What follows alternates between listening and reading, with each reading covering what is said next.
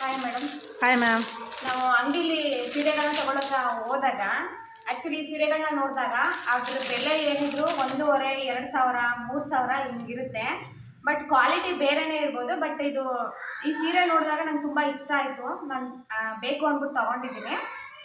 ಬರೀ ಈ ಸೀರೆ ಬೆಲೆ ಬರೀ 1,100 ಇದೆ ಅಷ್ಟೇ. ದಯವಿಟ್ಟು ಯಾರು ಅಂಗಡಿಗಳಿಗೆ ಹೋಗಿ ನೋಡೋಕ್ಕೂ ಮುಂಚೆ ಯಾರಾದರೂ ಹೇಳಿದಾಗ ಅವ್ರ ಮನೆಗಳಿಗೆ ಹೋಗಿ ಸೀರೆನ ನೋಡಿ ಅಲ್ಲಿ ಬೆಲೆ ನೋಡಿ ಆಮೇಲೆ ಅಂಗಡಿಗೆ ಹೋಗಿ ತೊಗೊಳೋದು ಬೆಟರ್ ಅಂತ ಅನಿಸುತ್ತೆ. ಅಂಗಡಿಗೂ ಇಲ್ಲಿಗೂ ತುಂಬ ಡಿಫ್ರೆಂಟ್ ಇದೆ. 300-400 ರೂಪಾಯಿ ಡಿಫ್ರೆಂಟ್ ಇದೆ.